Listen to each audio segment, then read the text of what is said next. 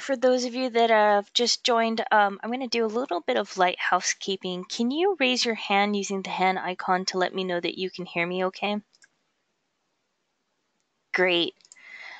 So next during this webinar, you will be on mute. If you have any questions during the discussion, go ahead and enter those in the questions panel down below. Any questions that we could not answer during the discussion will be answered in a follow-up blog entry and forwarded on to the presenter as well. Also, a copy of today's recording and slides will be made available to everyone via email. If you'd like a copy of the slides now, I've made them available in the handout section. That should be towards the bottom. And so with that said, I'd like to thank everybody for attending today's webinar as we talk about MongoDB Sharding 101, presented by Adamo Tonete, who is Percona's Senior Support Engineer. And we'll get started in just a moment. Take it away, Adamo. Hey, hello. Thanks, Emily. Thanks for the introduction. And thank you, everyone, for joining this webinar. So as Emily said, this is a Sharding 001. And the main idea of this webinar is to give an overview how a shard works in MongoDB. For who is does not work with MongoDB yet, there's no problem. I'm going to cover from the beginning. And at the end of the presentation, I expect you to be able to explain how a shard works. We're going to have another webinar next week. And in this next week, I'm going to deploy a sharding cluster in a live presentation. So this is the introduction for the next week. This is most part of this presentation is going to be theory. So I'm going to show what is the concept of the shard, how it works internally, and then we will make this work in the following week. A little bit about me. My name is Adamo Tonete, and I've been working for Percona for almost 3 years. I have more than 10 years experience in database, and with MongoDB, I'm completing 6 years right now. So I'm working with Mongo since version 2.0. So our agenda for today is what is the MongoDB? For who never worked with MongoDB, has no idea what is this database. This is a very quick, shallow introduction about MongoDB. So what is this database? Why is it so popular? And then we are going to go to ways that we can deploy a MongoDB.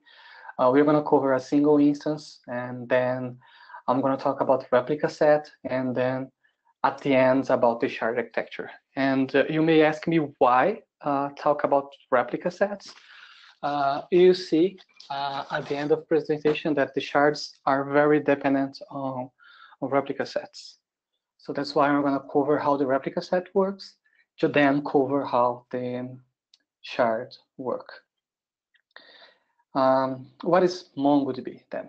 So MongoDB is a database, such as a lot of databases we have out there. The main difference is that MongoDB is a document-oriented database, which means there is no tables, but there are collections, and instead of rows, we have documents. And the document is the minimum amount of data that you can get from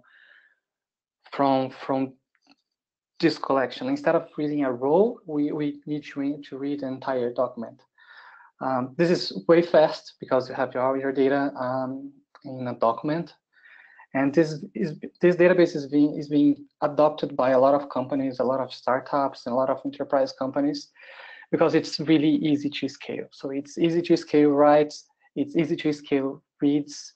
It was a database designed and made for the new era of development. So it is made to run in cloud environment, basically.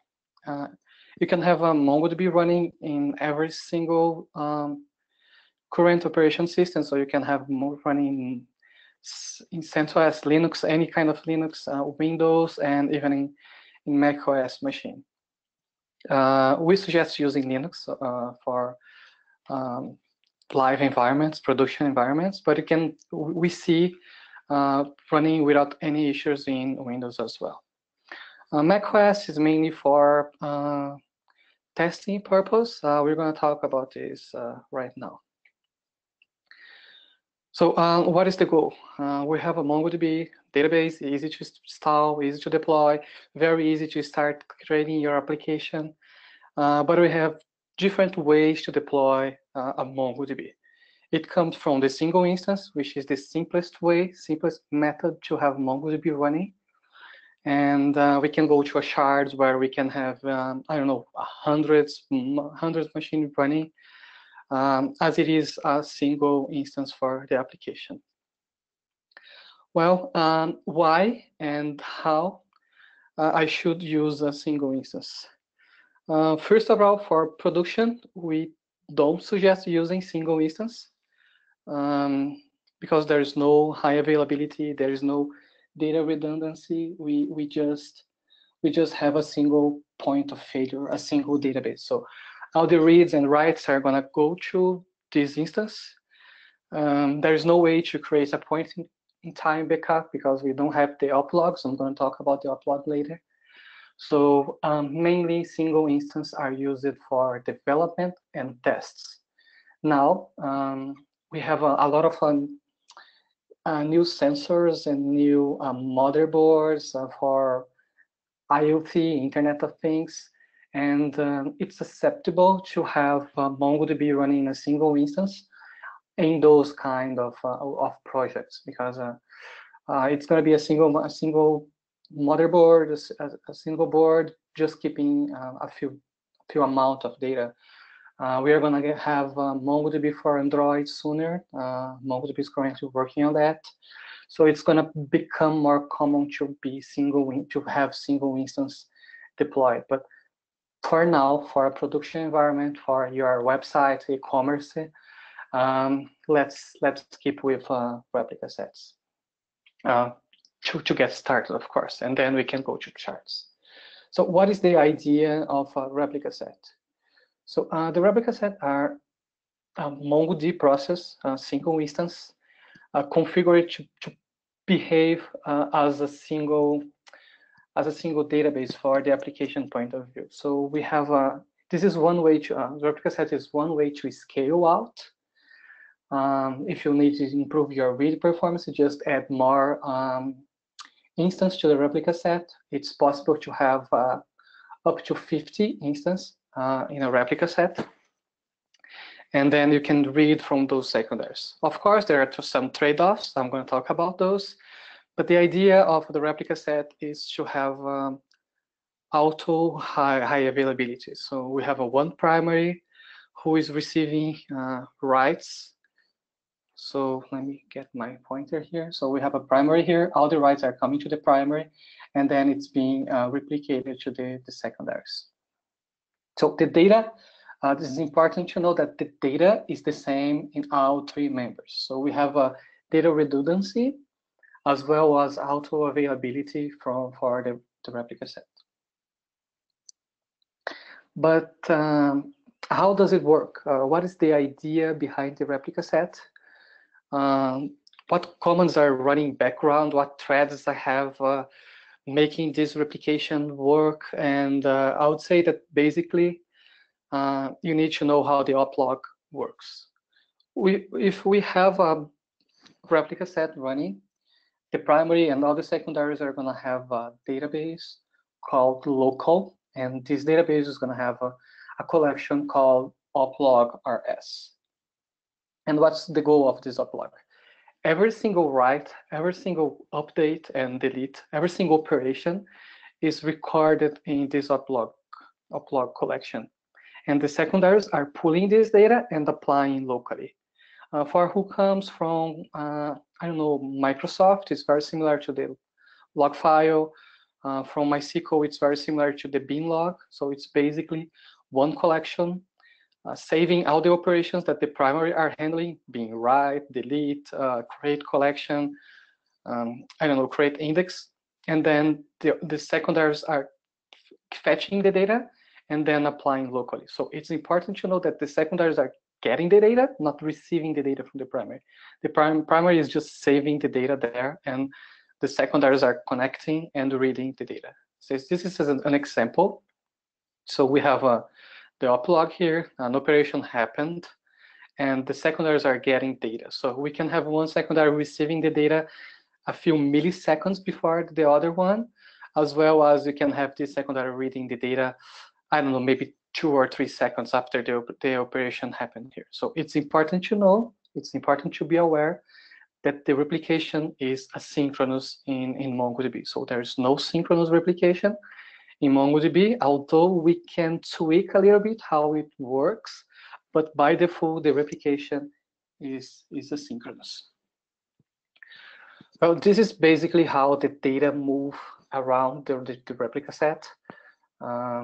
It's a very, very quick explanation. We have a lot of more words to know, more key words for a replica set, and I'm gonna go through those words right now.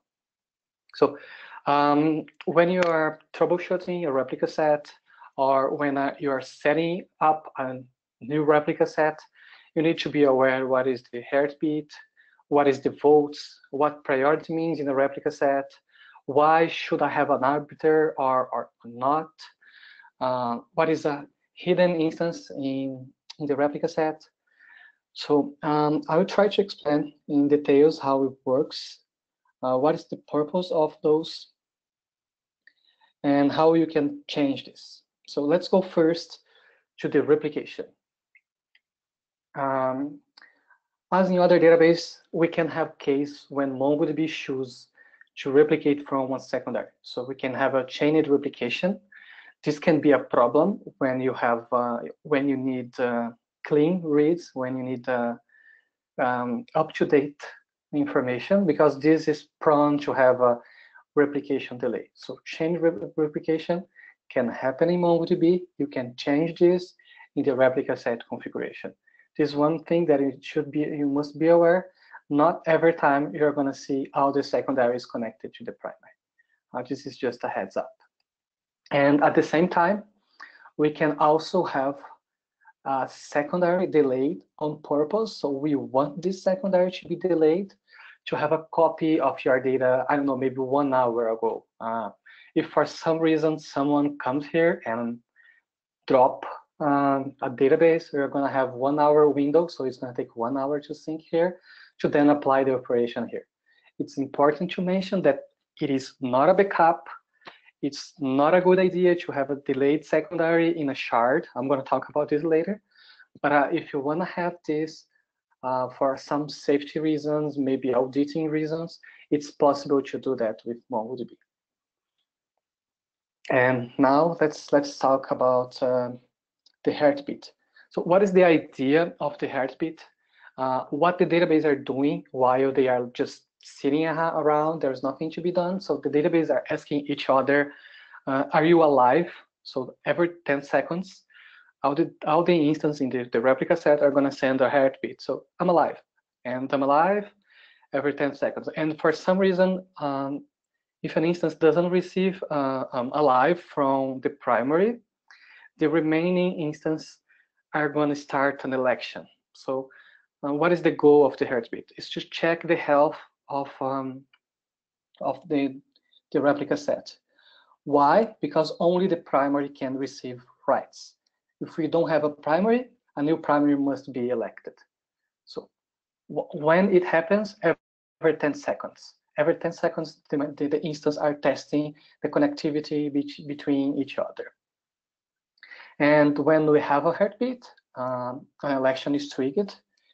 The remaining instances are gonna start this election and say, hey, I'm the most updated instance here, please give me a vote. And if the other instance agree, the instance is gonna give the vote, and then we're gonna have 2 votes of 3, and then we're gonna have majority. So we need to have majority of votes to promote an instance from a secondary to primary. This is the idea. So I have the primary here, my primary fails. My secondaries are going to decide who is going to be the new primary, and then we're going to have a new primary in place. No need to change the application. Your connection string must have all the IPs here or the replica set name, and your application is going to, for most of the drivers, I need to say, is going to figure out that you have an election and then route the rights, all the rights to the new primary.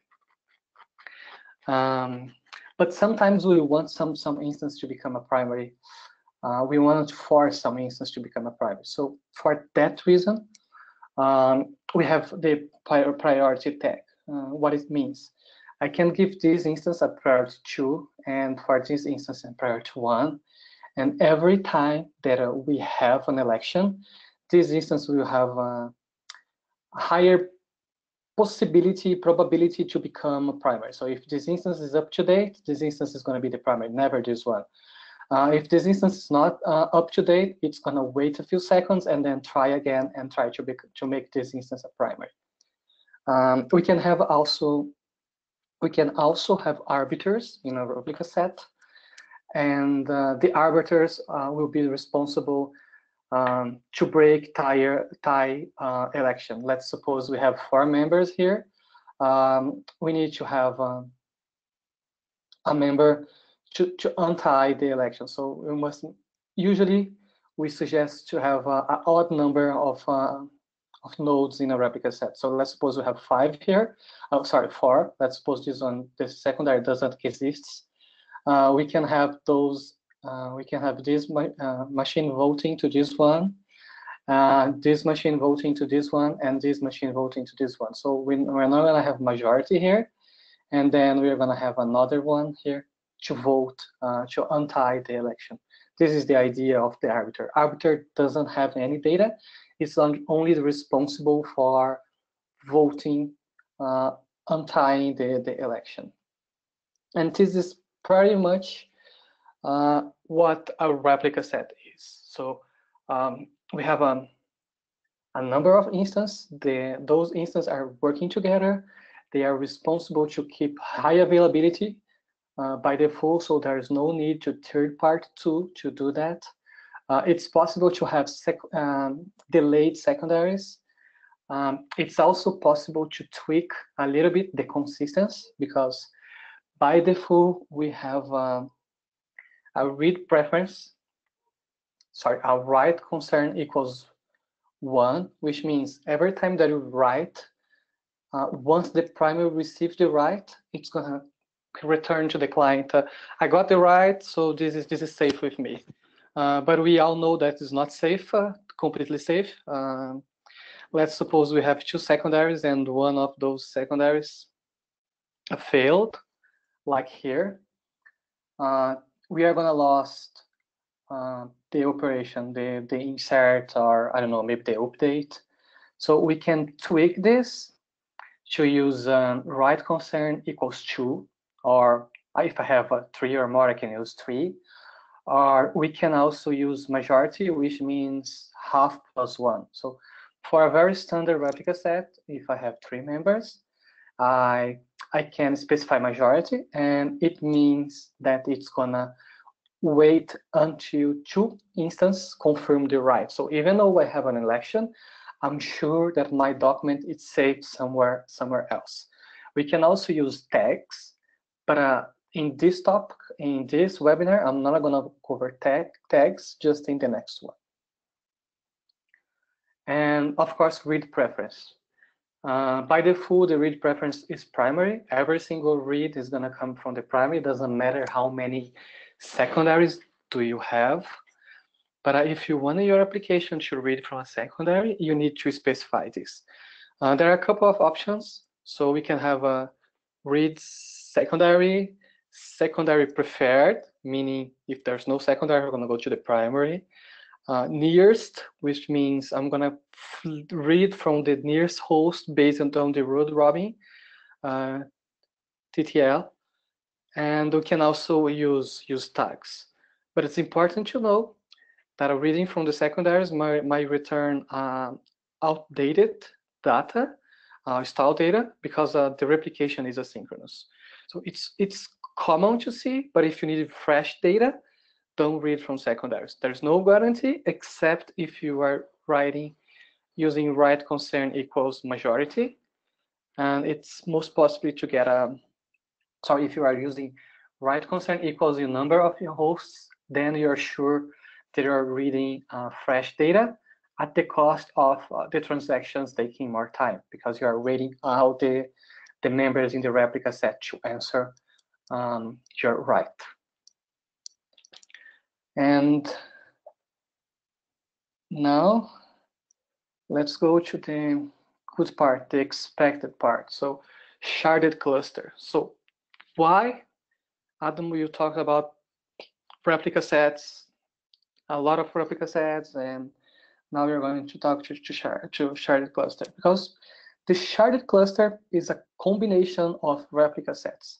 In the same way as replica sets are a combination of a single instance configured to be a part of a replica set, sharing the same name, sharing the same data, they have the same data. The sharded cluster is a combination of the replica sets. But there are some few other components here, such as the config servers and the MongoDBs at the top of that. Why? Because the data now is divided by those shards. To be honest, this is an example with 2. We can have 30, 11, 10 shards, and the data is going to be distributed among those shards. So instead of having just one primary, now we have multiple primaries. So sharding is one way to scale writes, because you have more instances to write. And at the same time, you can have the same number as secondaries as a replica set. So you can have 50 secondaries here and say, hey, I want to read from a secondary, and then your query is going to be routed to a secondary here. So those are the main components for a sharded cluster. So the MongoDB, I'm going to explain in details how it works. The config server, which is basically the brain of the shard. And then the shards itself, which is a replica set with a different name. But it's important to know that the data is very well organized in the shards. So we have the concept of chunks in a shard, and I'm going to explain how it works right now. We have a database full database of customers. And this database has a lot of collections, a customer address, I don't know, maybe customers, just customers as well. And in order to split those data, we must split by something. We have the concept of shard key. I'll talk about this after explaining how chunks works, but the idea of chunk it is very small slice of my data that is saved in shards. So this collection can have, I'm supposing this collection has 3 chunks, and we can have one shard holding 2 chunks, and the other shard holding just 1 chunk. This is important to inform that the replica set, the shard, has the data here, the redundant data here. So we have a chunk in the primary, the same data in the secondary, and the same data in the other secondary. But we don't have this data from shard 2 in the shard number 1. Each chunk has 64 megabytes by default, or 250,000 documents. And once we got near or in this value or a little bit above, it's going to split the chunk and then create another chunk, for example, here.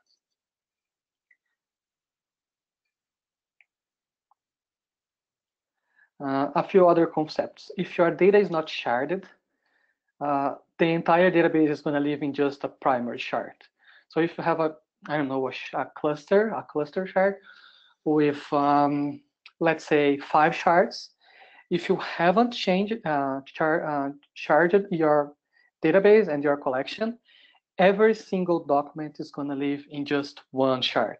This is very common to see. It's not because you have a shard that your data is going to be magically distributed among the shards. And that's why we need to choose a shard key. And this is one of the most important topics for sharding. So what is the idea of shard key? Shard key is the key that is gonna be part of your chunk.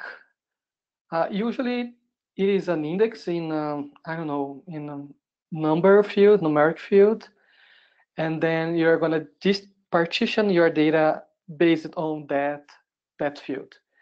For example, we can have a hashed keys, which is a function that is going to create a hash number and then distribute the data along the shards. We can have range keys. Let's say my data from 1 to 5 is going to be in the shard A. 5 to 10 is going to be in the shard B, and 10 to 100 is going to be in my shard C. This is possible. We can have this kind of range manually, but we can also have ranges managed by the balancer, by the config servers. So and then we can have zones, which is very similar to range, except we have a prefix. So Europe 0 to 15 is going to be in the shard 1. Asia 0 to 15 is going to be in the shard, I know, 30, for example. Let's talk about the sharded cluster hashed key. This is basically the idea. You have one document. I have my collection of customers, and I've created a hashed key in my field called X. So it's gonna calculate some value here. Hash function, it's a int64 number, and it's gonna go to one of these shards here. And then MongoDB automatically will split the chunks for me. So I can have 0 to 10 here, 10 to 20 here, then we have the max key. If for some reason this chunk is demanding more than 64 megabytes, it's gonna split here, and my chunk is gonna migrate here, or even stay here. So the MongoDB does that for you. So there's no need to do that manually. And this is really, really good for who is starting with Mongo and with a distributed system. So there's no need to think too much about the partitions. MongoDB will do that for you. There's some details, of course. For example, if you are trying to use a range function and all your fields are equals, you are not going to have selectivity enough, and then you're going to have a giant chunk called jumbo chunk here, because it's impossible to split because all the values are the same. So this is a hand shard key, same idea, except that now I know where my data is going. I can split this manually again. If I wanna 0 to 2 here, I can create another chunk, and it's gonna go to one of those shards. I can control that, but usually MongoDB can do that better than me manually. And of course, the tags. We can have zones on A, on B, on C, and no zones. So if I have A, if I have the value 0 to 10, it's going to be my zone A. This is very useful when I have when we have a worldwide shard, and I wanna Europe to go to Europe, Americas go to Americas. This is very useful, and this is the subject of the next talk, the next webinar.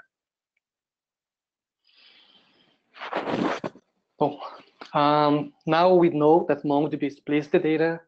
We know that this is done automatically by the database, but this data needs to be somewhere, right? Otherwise, we're not going to be able to find the data, or the best case, we're going to be able to find the data is scanning all the documents, which is not as fast as we want, not optimized as we want. So all the data, all the information about the chunks goes to the config database, the config servers. What is there?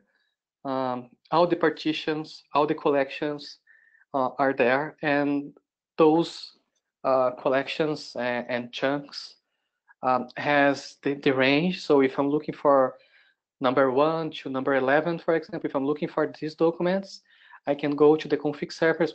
I can know the MongoOS is going to connect to the config servers, and then route the queries to the right shard, and then get the data from the shards, combine the data, and then return the data to the client. So this is what MongoOS does. MongoOS is very likely a proxy. It will connect to all your shards and get data from there. If you have response for more than one shard, because sometimes it's not possible to use the shard key to run queries, that's okay. The shards are gonna send the results back to MongoOS. MongoOS will do his magic, merging the results in just one single result and send it back to your client. The client doesn't know that they are talking to a shard, not that deep. So for the client, it's just firing a query against the database. MongoOS, MongoConfig will do that magic. So this is how the MongoOS works. And of course, at the end, we have the shard, but the shard is a replica set after all. So it's just a replica set configured to split its data among with a lot of different replica sets. We can have everything that I mentioned before: delayed secondary, hidden secondary. We can choose votes, have multiple secondaries to increase the read performance there. That's completely fine. This is a shard. A shard is a replica set at the end. I hope this makes more sense now. So we have the client. The client only talks to the MongoOS. You can have multiple MongoOS running. The MongoOS is going to cache all the information that the config server has. Let's say the information, the collection customers, 1 for 10 is here. So every time that I query here, and my query says I want a customer number 1, my MongoOS is going to come here and get the information. If I say I want to read from secondary, Mongo is going to be here and read from secondary. If I'm writing here, and I want this to save in more than one instance of the replica set, it's gonna work as well. This is the basic idea of a shard running. But like replica sets, we have some internal parts that is gonna help you in your day-by-day job. So some are very known, like the balancer. Others are not so popular, like jumbo chunks. I just want to cover them to give you an idea how the shard works internally. So every time that you start a shard, you have the balancer turn it on automatically. What the balancer does, what's the idea of the balancer? The balancer is the process responsible for moving the chunks that were mentioned between the shards. So let's suppose we just started the shard. You have one shard almost empty. The other shard is getting full with, I don't know, maybe 100 chunks. The balancer will try to move out, not all the data, but hopefully half of the data to the new shard, just to, like the name say, to balance the data between the instances. We can also have a balancer window, because this process can be very resource demanding, depending on how much data you have and how often do you have chunks moving in the database.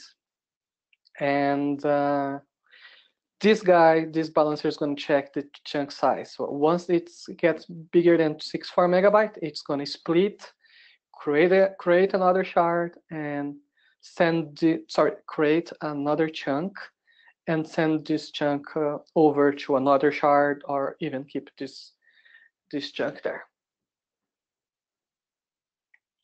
And then we come to chunk migration. So like I said, it's very common when you have a very demanding writing to have a lot of chunk migration when the application slows down a little bit. because MongoDB will save everything. Like it's not gonna think a lot if your shard key is not that good.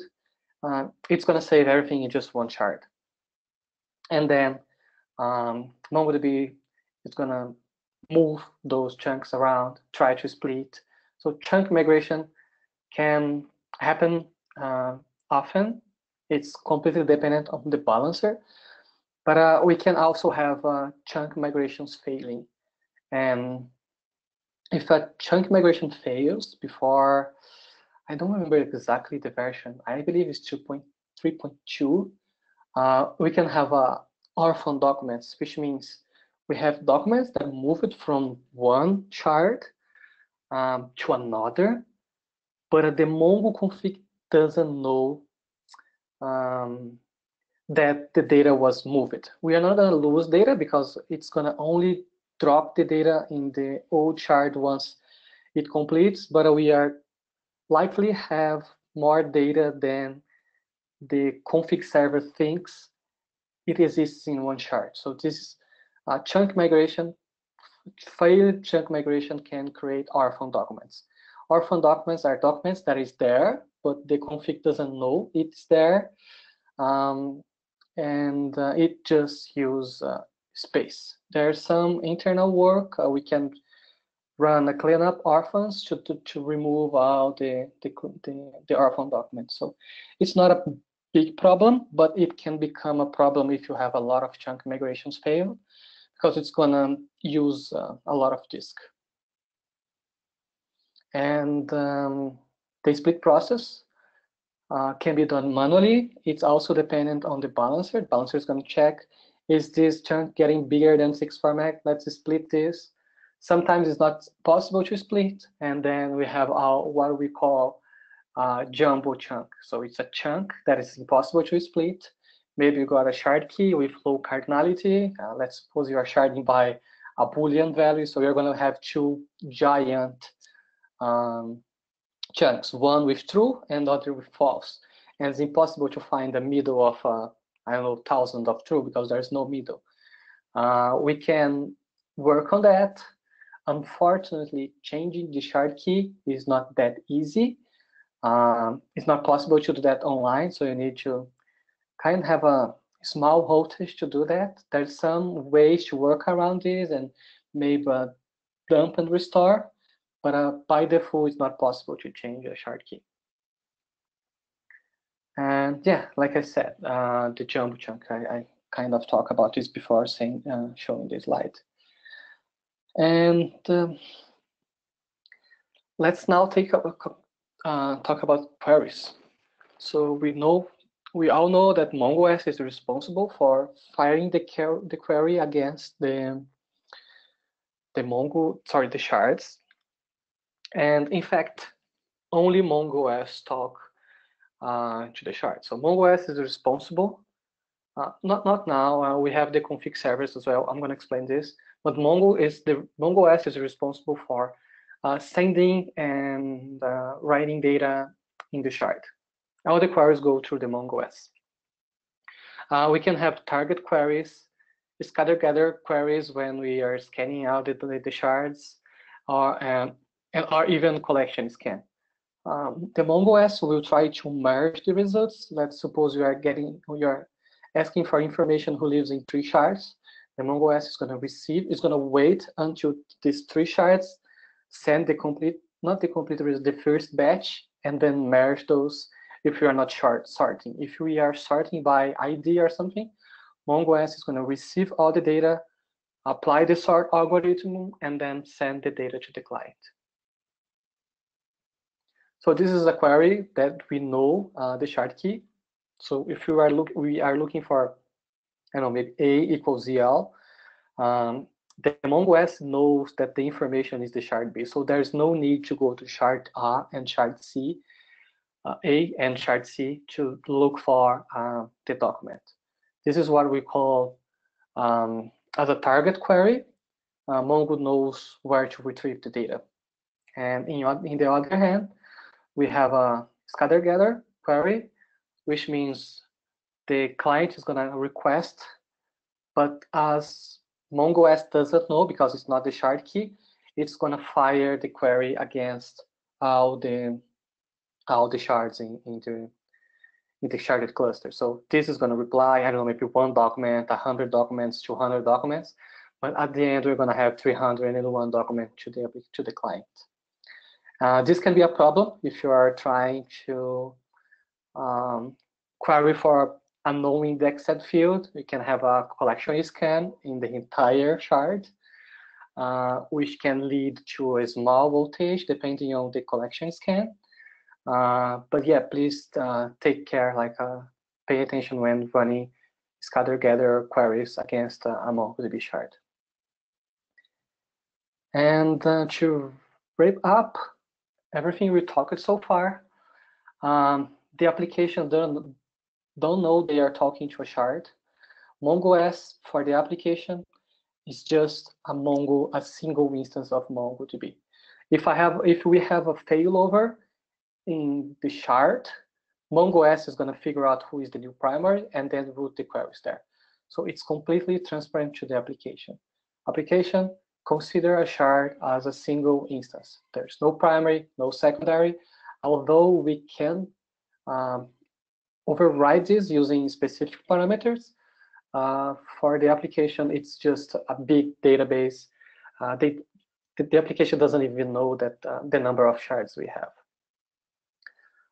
Shards are basically a few replica sets sharing data among them. And the config database is really, really important. The config database is the brain of your shard. If you have a shard and you never took a backup of your config database, please do that when we finish our presentation or even now, because all your information is there.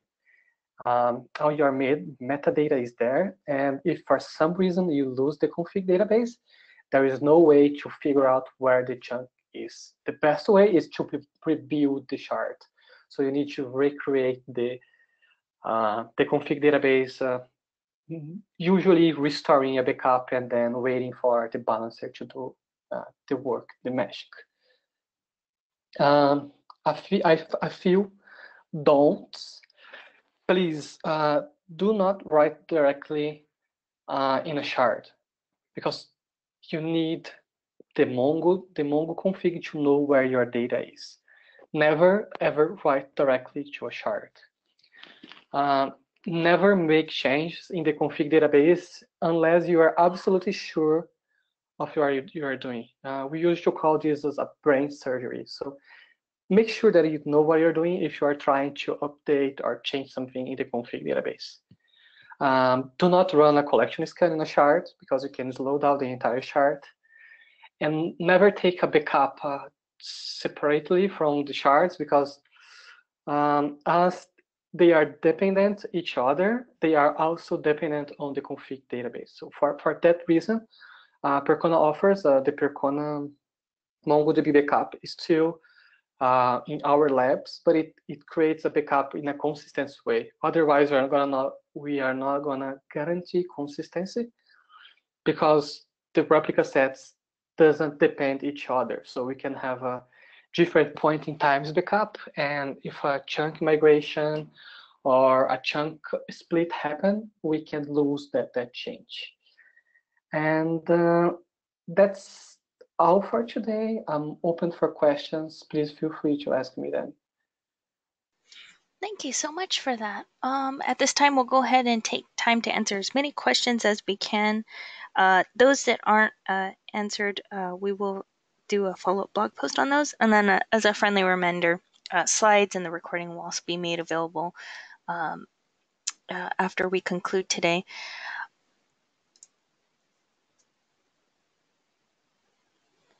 All right, so our first question is, in a scatter-gather query, where the results store in Mongo? It's going to be stored in the MongoOS until sent to the client.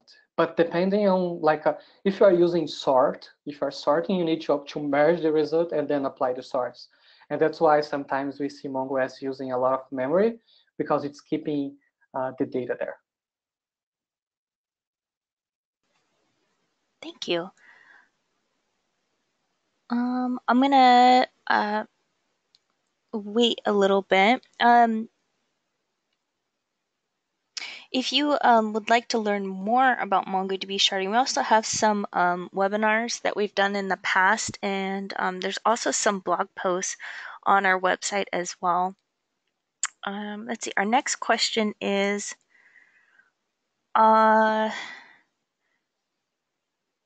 where is the memory stored or in the data files? Is it stored in the memory or in the data files?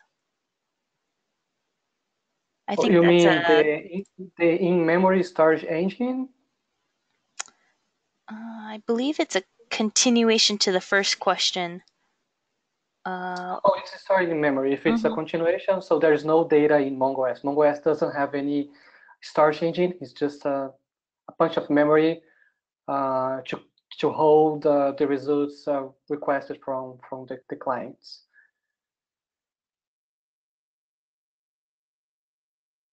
Of course, hold temporarily. So when the cursor is exhausted, the memory is going to be freed up.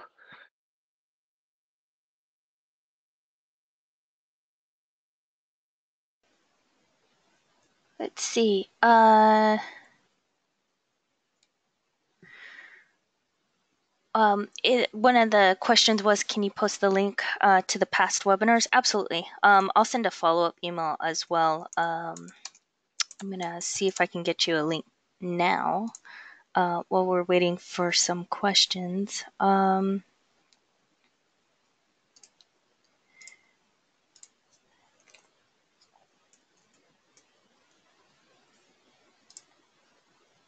And let's see.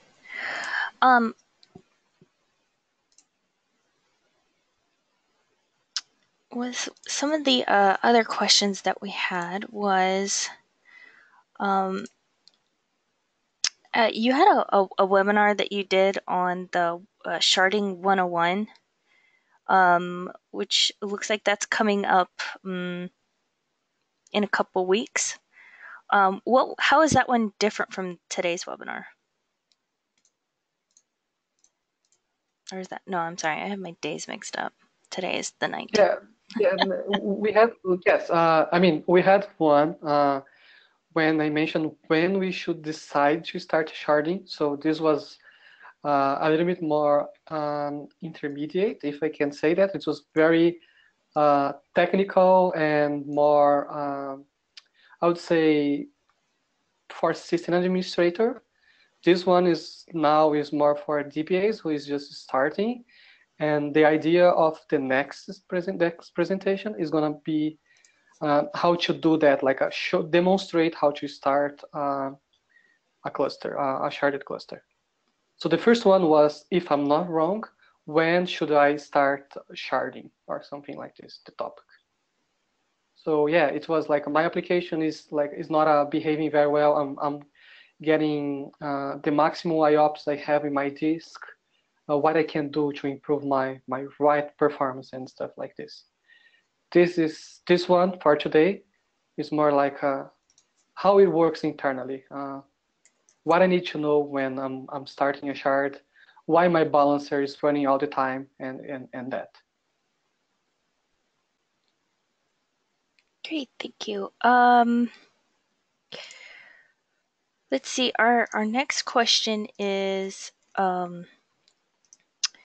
can you explain a little bit more on how to back up a shard?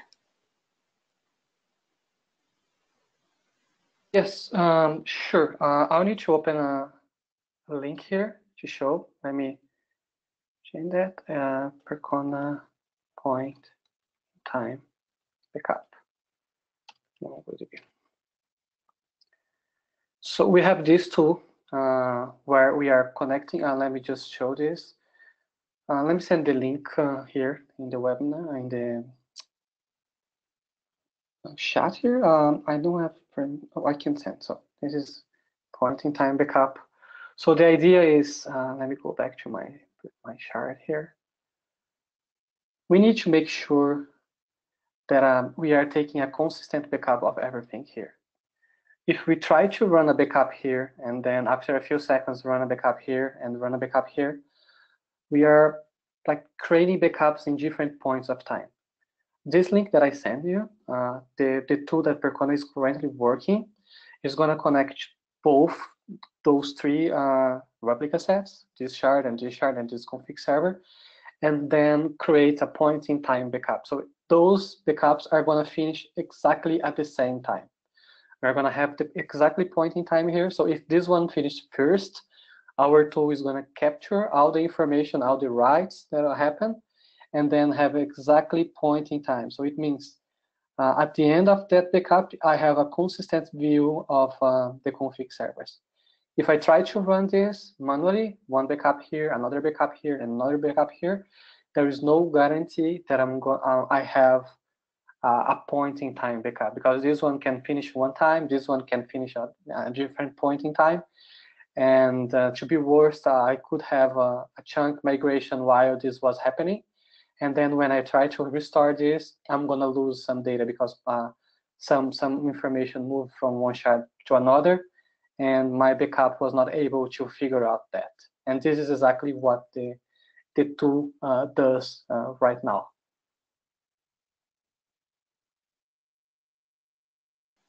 Thank you. What are some of the sharding disadvantages?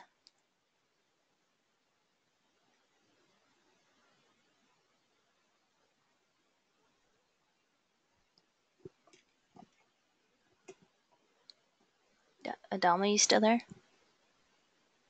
Oh, sorry, I was in mute. So, okay. Sorry. There are no big disadvantages. Cost is one of the disadvantages, of course.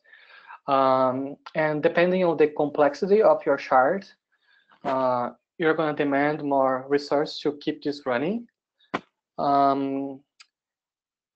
Depending on the number of shards and chunk migrations, you can have like a very active network because you have data moving.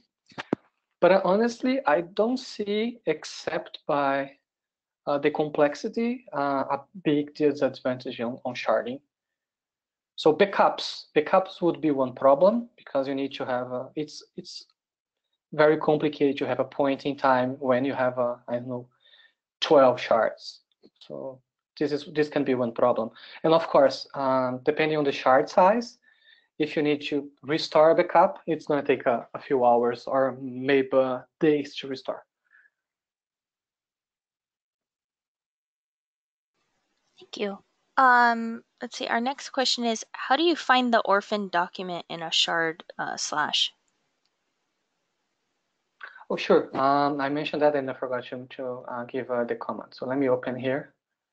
It's clean or and then this is the command. It's gonna find for you and drop for you all there. Let me send the link. So it's gonna run a command. It's gonna find every single document that doesn't belong to that chart. It's gonna compare against the config database, and then you can start dropping. So this is a snippet. You can easily copy and paste, and it's gonna remove for you. So it's gonna clean up for you. Let me share the link. We do have, if you're a customer, we do have this in our internal documentation as well. Let me share. Just run this command in do not run this in a very busy time, and this is going to do the job for you. It's going to clean up the orphan documents.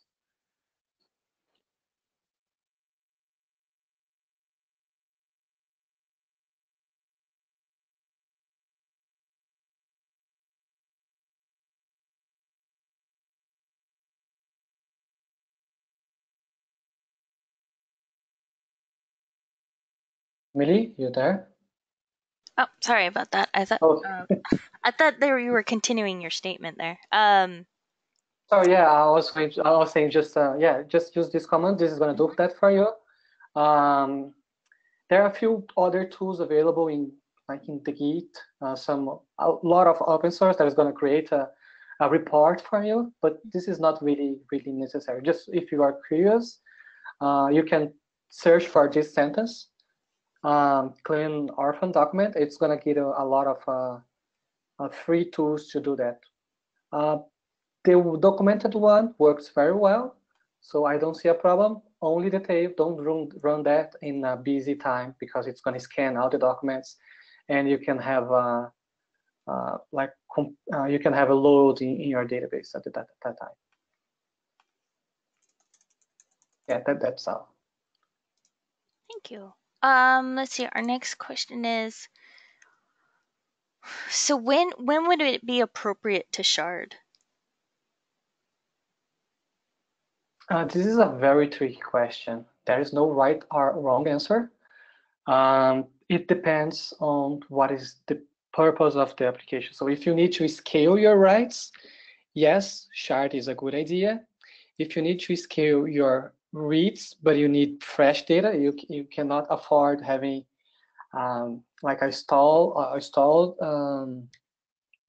read, shard may be an option as well. So, but there's no like a threshold because some customers want to have large machines and use just a replica set, where another customers and another companies want to have small machines and distribute the data.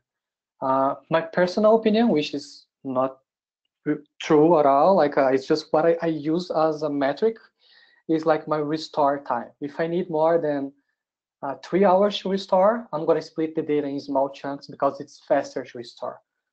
So, but the restore is like very subjective, right? Because depending on the disk speed and all the other metrics, so depending on machine, processor. Ideally, start thinking about shards when your replica set is too big and you are not able to restore your replica set in time, or if you need to scale your writes. So even if you're using like the biggest machine available, your cloud provider or your own house, if it's getting too expensive to have the throughput that you want to have, maybe sharding is an option. Is a cheap option to get what you want from the database. But again, there is no like a strict value or a formula. My answer is like it depends for most of the case. Yeah, that's it.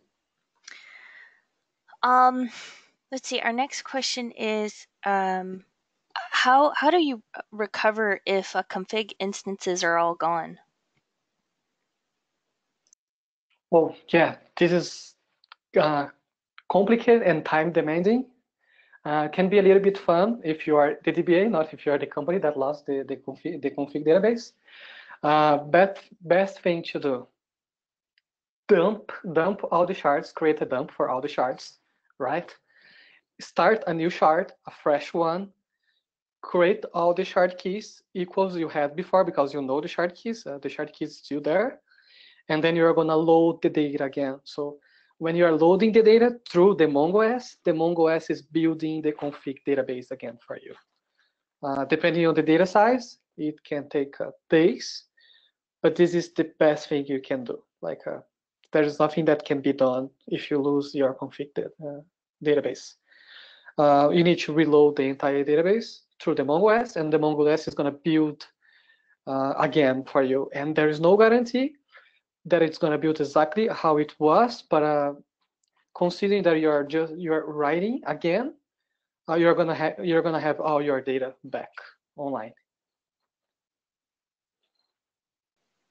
Thank you. Let's see. Our next question is, what's the difference between your distribution of MongoDB and MongoDB's distribution? Okay, yeah, we have a couple differences. Mainly, we have almost all the features that is only available on MongoDB Enterprise free of charge. So we offer auditing in memory storage engine, LDAP authorization and authentication free of charge, and also as additional the hot backup. Those are features that is only available on MongoDB Enterprise, but we do offer that for free. You can download our version and use all the enterprise features free of charge. Except for that, We also have small hotfixes that was not fixed in MongoDB version. And yeah, we used to have a RocksDB storage engine, but it was discontinued last release. So yeah, that's pretty much what we have. Again, no need to be a customer to have a contract support. Just download and use this for free. I like free. Let's see. Our next question is, what should we do if we shard having an unequal amount of data across a shard? Do we need to reshard again? It can happen for different reasons. You can have a bad shard key, yeah, and this can happen because your balancer is off. Balancer can be off sometimes.